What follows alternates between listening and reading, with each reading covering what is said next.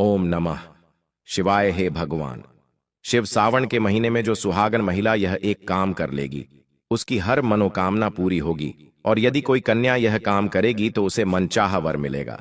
नमस्कार दोस्तों, स्वागत है आपका। हे भगवान शिव, यदि सावन सोमवार में आपके इस भक्त से कोई भूल हो जाए तो क्षमा करना, हम सब आपकी ही संतान हैं। और जो इस वीडियो को लाइक करें उसके दुख दर्द और गरीबी को दूर कर देना, लाइक जरूर करें। सावन की हार्दिक शुभकामनाएं। दोस्तों, सावन सोमवार के पवित्र दिन पर यदि एक जोड़ी हरी चूड़ी किसी विशेष पेड़ पर बांध दी जाए तो 24 घंटे के अंदर अंदर चमत्कारी बदलाव दिखाई देने लगते हैं। सावन का महीना भक्ति और मर्यादा का समय होता है। इस पूरे महीने पर भगवान शिव का विशेष प्रभाव माना गया है।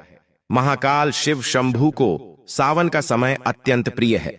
इस मौसम में बंजर धरती भी हरी भरी हो जाती है और चारों ओर हरियाली फैल जाती है। सावन का महीना भगवान श्री कृष्ण को भी प्रिय है। बाल रूप में लड्डू गोपाल वृंदावन में अपनी सखियों के साथ वर्षा में स्नान करते हैं और नृत्य करते हैं। ऐसा माना जाता है कि सावन के पूरे महीने में जो भक्त शिव जी की पूजा करता है उसे जल्दी फल की प्राप्ति होती है और भगवान बहुत जल्दी प्रसन्न हो जाते हैं। सावन की अनेक धार्मिक मान्यताएं और पौराणिक कथाएं हैं। आमतौर पर लोग साल के बाकी महीनों में चाहे नियम न माने, लेकिन सावन में नियम और संयम का पालन अवश्य करते हैं। इस महीने में व्रत रखने वाले लोगों को लहसुन, प्याज और दूसरों का झूठा भोजन नहीं खाना चाहिए, क्योंकि इस समय भक्त भगवान शिव की शरण में होता है और कोई भी पाप का काम भगवान को अप्रसन्न कर सकता है। इसलिए आज की वीडियो बहुत लाभकारी है, इसे अंत तक जरूर देखें, क्योंकि अधूरी जानकारी अधूरा फल देती है और यह भगवान शिव का अपमान भी माना जाता है। कृपया वीडियो देखने के बाद कमेंट में अपनी राशि जरूर लिखें। अगर हमारे पास कोई उपाय हुआ तो हम आपके कमेंट का उत्तर जरूर देंगे। सावन के महीने में ही समुद्र मंथन हुआ था। इसी माह में माता लक्ष्मी प्रकट हुई थीं और उन्हें धन की देवी का स्थान मिला था। सावन में भगवान शिव भूलोक पर आते हैं और जिनके घर में शिवलिंग होता है वहां वे किसी न किसी रूप में उपस्थित होते हैं। इस महीने भगवान विष्णु योग निद्रा में चले जाते हैं और पूरी सृष्टि का भार भगवान भोलेनाथ संभालते हैं। इसलिए आज जो उपाय बताया गया है वह बहुत सरल और प्रभावशाली है। सावन में किसी विशेष वृक्ष पर 2 जोड़ी हरी चूड़ी बांधने से आपकी मनोकामनाएं शीघ्र ही पूरी होती हैं और जीवन में आ रही समस्याएं धीरे धीरे समाप्त होने लगती हैं। हरी चूड़ी हर धर्म के लोग किसी न किसी रूप में पहनते हैं। कोई इसे चूड़ी कहता है, कोई बैंगल्स, कोई कड़ा, लेकिन इसका महत्व सबके लिए एक जैसा होता है। लेकिन चूड़ी का महत्व हर धर्म और समाज में माना जाता है। यह देवी देवताओं को बहुत प्रिय होती है। खासकर माता रानी को चूड़ियां अत्यंत आकर्षित करती हैं। जो महिलाएं चूड़ी पहनती हैं उन्हें सौभाग्य का आशीर्वाद मिलता है। दोस्तों, अगर आप भी भोलेनाथ के सच्चे भक्त हैं तो कमेंट बॉक्स में ओम नमः शिवाय जरूर लिखें। और अगर आप शिव जी से सच्चा प्रेम करते हैं तो एक लाइक जरूर करें। दोस्तों, भगवान भोलेनाथ को 3 वृक्ष अत्यंत प्रिय माने गए हैं और इन वृक्षों की पूजा करने से शिव पूजा के समान फल प्राप्त होता है। शास्त्रों में कहा गया है कि मानव कल्याण के लिए भगवान शिव और माता पार्वती ने इन वृक्षों के रूप में धरती पर अवतार लिया था, यानी वे इन वृक्षों के माध्यम से लोगों को आशीर्वाद देते हैं। तो आइए इस वीडियो में जानते हैं सावन में हरी चूड़ी का क्या महत्व है। हरा रंग सौभाग्य, शांति और प्रसन्नता का प्रतीक होता है और यह मन को जल्दी आनंदित करता है। हरा रंग प्रकृति से जुड़ा होता है और माता पार्वती स्वयं प्रकृति स्वरूप मानी जाती है, जबकि भोलेनाथ को शिव तत्व यानी पुरुष रूप कहा गया है। सावन में भगवान शिव को जो बेलपत्र, धतूरा, भांग और दूब अर्पित की जाती है वे सब हरे रंग की होती हैं। इसलिए शिव जी को हरा रंग अत्यंत प्रिय है। जो महिलाएं सावन के महीने में हरी चूड़ियां पहनती हैं और हरे वस्त्र धारण करती हैं उन्हें अखंड सौभाग्य का वरदान प्राप्त होता है। इसलिए सभी माताओं और बहनों को सावन में हरे वस्त्र और चूड़ियां पहननी चाहिए और नीले या काले रंग के वस्त्रों से दूर रहना चाहिए, क्योंकि मान्यता है कि इन रंगों से पति की सेहत और उम्र पर असर पड़ता है। इसीलिए सावन के किसी भी दिन, खासकर सोमवार को, किसी विशेष वृक्ष पर हरी चूड़ी बांध दी जाए तो दुर्भाग्य सौभाग्य में बदल सकता है। चाहे कितनी भी गरीबी, कर्ज, दुहक या परेशानी हो, वह समाप्त हो सकती है। अगर केवल एक ही सोमवार को इस उपाय को पूरी श्रद्धा से कर लिया जाए तो जीवन की बहुत सी समस्याएं दूर हो सकती हैं और जन्म जन्मांतर की दरिद्रता भी मिट सकती है। तो आइए जानते हैं वो वृक्ष कौन से हैं। पहला वृक्ष है शमी का वृक्ष। शमी का वृक्ष भगवान शिव और माता पार्वती के संयुक्त स्वरूप का प्रतीक माना जाता है, इसलिए इसे उमाश्वर वृक्ष भी कहते हैं। सावन के पूरे महीने इस वृक्ष में शिव पार्वती का वास माना जाता है और खासकर संध्या समय, यानी जब दिन और रात के बीच का समय हो, जिसे गोधूलि बेला या प्रदोष काल कहते हैं, तब इस वृक्ष को स्पर्श करने मात्र से जीवन के पाप, दोष और कष्ट दूर हो जाते हैं। यदि सावन के किसी सोमवार को शमी वृक्ष की जड़ में कच्चा दूध अर्पित किया जाए तो भगवान शिव जल्दी प्रसन्न होते हैं और माता पार्वती का विशेष आशीर्वाद प्राप्त होता है। शमी वृक्ष का महत्व इतना है कि भगवान राम ने लंका पर चढ़ाई से पहले इसकी पूजा की थी और पांडवों ने अपने दिव्य अस्त्र शस्त्र इसी वृक्ष के नीचे छिपाए थे। जिस घर में यह वृक्ष होता है वहां सुख, शांति और समृद्धि का वास होता है। तो दोस्तों, सावन के किसी भी सोमवार के दिन शमी वृक्ष पर उमा महेश्वर का ध्यान करते हुए 2 जोड़ी हरी चूड़ियां और हरे रंग का रिबन अवश्य बांधना चाहिए, या फिर जो भी हरे रंग की सामग्री जैसे मेहंदी, बिंदी या श्रृंगार की चीजें मिलें, उन्हें बांधना शुभ माना जाता है। खासकर हरी चूड़ियां जरूर बांधनी चाहिए, क्योंकि यह एक साधारण उपाय होते हुए भी अत्यंत फलदायी माना गया है और इससे किसी भी प्रकार की मनोकामना शीघ्र ही पूरी हो सकती है। क्योंकि सावन के इस पवित्र काल में भगवान शिव धरती पर विशेष रूप से वास करते हैं और शमी के वृक्ष में तो उनका स्थायी निवास भी माना गया है। इसीलिए शमी का वृक्ष केवल स्पर्श करने से ही भक्तों की इच्छाएं पूरी होती हैं। और यदि सावन में शमी के पत्ते शिवजी को चढ़ाए जाएं तो घर में अष्टलक्ष्मी का निवास होता है, जिससे दरिद्रता, बीमारी, दुख और बाधाएं दूर होकर सुख और समृद्धि का आगमन होता है। अब बात करते हैं दूसरे वृक्ष की, जो है धतूरे का वृक्ष। धतूरा भगवान शिव के उग्र रूप यानी काल भैरव के अंश से उत्पन्न हुआ है, ऐसा माना गया है। और जब शिवलिंग पर धतूरे का फल, फूल या पत्ता चढ़ाया जाता है तो राहु, केतु और शनि के दोष समाप्त हो जाते हैं। अगर सावन के किसी भी सोमवार को इस वृक्ष पर 2 जोड़ी हरी चूड़ियां बांध दी जाएं तो शत्रुओं से छुटकारा मिल जाता है और उनका विनाश होता है। यही नहीं, शनिवार के दिन यदि धतूरे के वृक्ष पर बाबा काल भैरव का ध्यान करते हुए हरी चूड़ी बांधी जाए तो भूत प्रेत बाधाएं भी समाप्त हो जाती हैं। यदि धतूरे की छोटी सी डाली को घर के किसी कोने में छुपा दिया जाए या जमीन में गाड़ दिया जाए तो घर से हर प्रकार की नकारात्मक ऊर्जा दूर हो जाती है और शिव का वास होने से हर तरह की रक्षा मिलती है। अब आते हैं तीसरे वृक्ष पर, जो है बेल का वृक्ष। बेल पत्र के बिना शिव पूजा अधूरी मानी जाती है और यदि बेल पत्र नहीं चढ़ाया गया तो जल अर्पण करना भी व्यर्थ होता है। इसलिए जब भी बेल पत्र चढ़ाएं तो उस पर श्री राम अवश्य लिखें, जिससे शिव जी बहुत जल्दी प्रसन्न होते हैं। सावन में बेल वृक्ष को छूना तीर्थ यात्रा के समान माना जाता है, क्योंकि यह वृक्ष माता पार्वती के स्वरूप से उत्पन्न हुआ है और स्कंद पुराण के अनुसार इसके पत्तों में शिव, डाली में पार्वती, जड़ में ब्रह्मा और तने में विष्णु का वास माना जाता है। संध्या के समय यदि किसी शिव मंदिर के पास स्थित बेल वृक्ष के नीचे घी का दीपक जलाया जाए तो उसे बहुत पुण्यदायी माना जाता है। खासकर सावन के दिनों में यह दीपक जलाना शिव भक्ति के साथ साथ लक्ष्मी कृपा का भी मार्ग खोल देता है। इससे जीवन में धन, सुख और पुण्य की प्राप्ति होती है। यह भी माना गया है कि इस वृक्ष को छूने मात्र से सभी पापों का नाश हो जाता है और इसी कारण माता लक्ष्मी को भी बेल वृक्ष का रूप लेना पड़ा था। इसके पीछे एक रोचक कथा भी है, जिसे मैं आगे जरूर बताऊंगा कि आखिर माता लक्ष्मी को बेल वृक्ष का अवतार क्यों लेना पड़ा। एक कथा भी आपको बता दूंगा, तो आपको सावन के पवित्र दिनों में बेल के वृक्ष के नीचे अगर संभव हो तो घी का दीपक जरूर जलाना चाहिए, क्योंकि घी का दीपक अत्यंत शुभ माना गया है। जैसे अन्य वृक्षों पर मक्खन या बताशे का भोग चढ़ाया जाता है, वैसे ही बेल के वृक्ष को माता पार्वती और भगवान शिव का रूप माना गया है और इसकी जड़ में समस्त तीर्थों का वास होता है।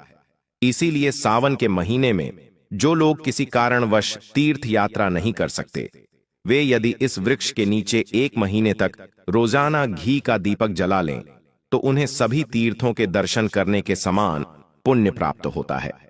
मैं ये सभी बातें इसलिए साझा करता हूं ताकि हमारे सभी दर्शकों का कल्याण हो और सभी को केवल धन ही नहीं बल्कि पुण्य और आध्यात्मिक लाभ भी मिले, क्योंकि कई लोग धन से ज्यादा आत्मिक उन्नति की कामना रखते हैं।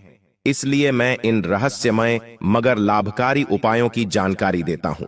अब आपको करना यह है कि सावन के शुभ दिनों में बेल वृक्ष को श्रद्धा से छूना है और माता पार्वती से यह प्रार्थना करनी है कि हे माता, आप ही शक्ति हैं, आप ही लक्ष्मी हैं, आप ही संसार को चलाने वाली देवी हैं। कृपया मेरी गरीबी दूर करें, मेरी निर्धनता मिटाएं और जो जीवन में बाधाएं चल रही हैं उन्हें समाप्त करें। यह प्रार्थना करते हुए 1 कपूर और 1 लौंग जलाएं और जलाने के बाद वृक्ष से यह कहें कि मैं आपको भोग रूप में धतूरे के फल और पत्ते अर्पित कर रहा हूं, कृपया इन्हें स्वीकार करें। इसके बाद इन फलों और पत्तों को वृक्ष की जड़ में श्रद्धा से रखें और पुनः प्रार्थना करें कि हे देवी, मेरी गरीबी को दूर करो, मेरी दुर्भाग्य को सौभाग्य में बदल दो, और कोई अगर हाय बद्दुआ या किसी का दोष लग गया हो तो उसे भी दूर करो। यदि शनि, राहु, केतु या कोई अन्य ग्रह कष्ट दे रहे हों या पितृदोष के कारण आत्मिक उन्नति नहीं हो रही हो तो वह दोष भी आप अपने भीतर खींच लें और हमें दोष मुक्त कर दें। यही प्रार्थना करते हुए एक खास कार्य यह भी करना चाहिए कि सावन के दिनों में बेल के वृक्ष की जड़ में मिश्री मिला हुआ दूध अर्पित करें। जो मिश्री शक्कर जैसी ठोस होती है वही उपयुक्त मानी जाती है और इस दूध को तांबे के लोटे या गिलास से वृक्ष की जड़ में अर्पित करना चाहिए। ऐसा करने से मां लक्ष्मी प्रसन्न होती हैं और ऐसे व्यक्ति के जीवन में कभी धन की कमी नहीं होती। ऐसे व्यक्ति निरोग रहते हैं और उनके घर में सदा लक्ष्मी का वास होता है। आप चाहें तो यही उपाय नीम के वृक्ष पर भी कर सकते हैं, क्योंकि नीम वृक्ष में मां लक्ष्मी और दिव्य शक्तियों का निवास माना गया है। इसलिए सावन के पवित्र दिनों में अगर नीम के वृक्ष की जड़ में तांबे के लोटे से दूध अर्पित किया जाए तो वह भी अत्यंत शुभ और फलदायी माना गया है। लेकिन आपको मीठा दूध ही अर्पित करना है जिसमें मिश्री मिलाई गई हो, और वह दूध आपको बेल के वृक्ष की जड़ में डालना है। साथ ही अपने मन की बात कहनी है। जैसे यदि आप पर कर्ज का बोझ है तो कहें कि यह वृक्ष मेरे कर्जे को दूर करें, या जीवन की जो भी परेशानी हो उसे बोल दें, क्योंकि ऐसी मान्यता है कि ये वृक्ष तुरंत उन परेशानियों को दूर करने की शक्ति रखते हैं। बस इन्हें श्रद्धा से स्पर्श कर लीजिए और चुपचाप लौट आइए। सावन में इन वृक्षों को जरूर छूना चाहिए, इससे जीवन में बदलाव आ जाता है।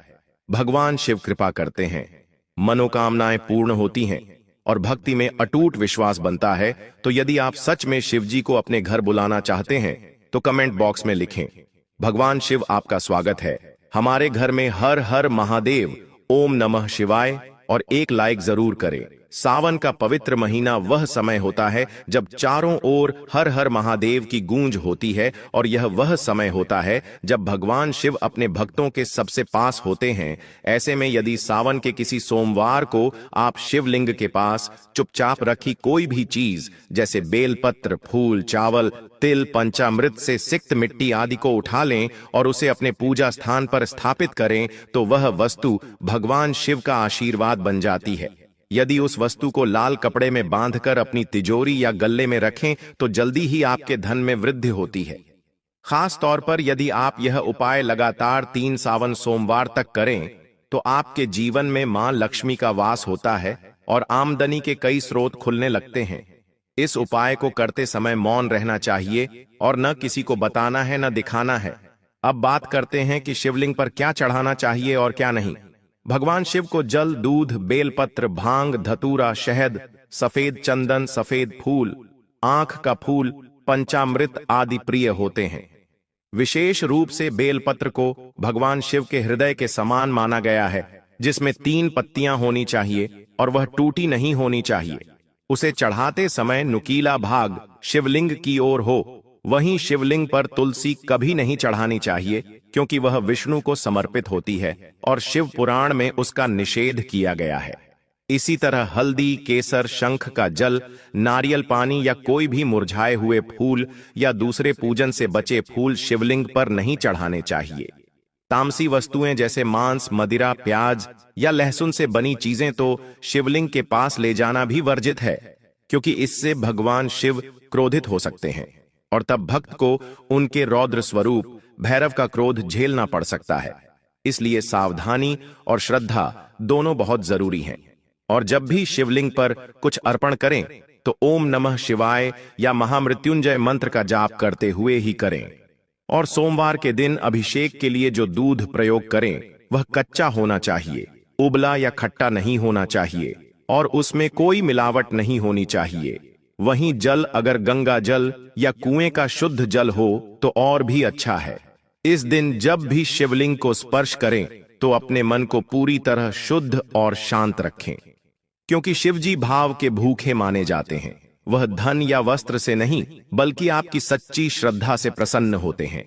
इसलिए यदि आप इस सावन सोमवार को नियम पूर्वक व्रत करें, ब्रह्म मुहूर्त में उठकर शिवलिंग का अभिषेक करें और जैसा बताया गया वैसे ही शिवलिंग के पास रखी कोई भी पवित्र वस्तु चुपचाप उठाकर उसे घर के धन स्थान में स्थापित करें, तो समझ लीजिए आपके जीवन की दिशा ही बदल सकती है। यह कोई तांत्रिक प्रक्रिया नहीं है, बल्कि शिव तत्व की कृपा है, जो उस वस्तु के माध्यम से आपके जीवन में प्रवेश करती है और ज्ञानवर्धक टेल्स के माध्यम से ऐसे दुर्लभ लेकिन प्रमाणित प्रयोग आगे भी आपके लिए लाते रहेंगे। बस वीडियो को पूरा देखें, साझा करें और चैनल को जरूर सब्सक्राइब करें, ताकि शिवजी की कृपा अधिक से अधिक लोगों तक पहुंचे।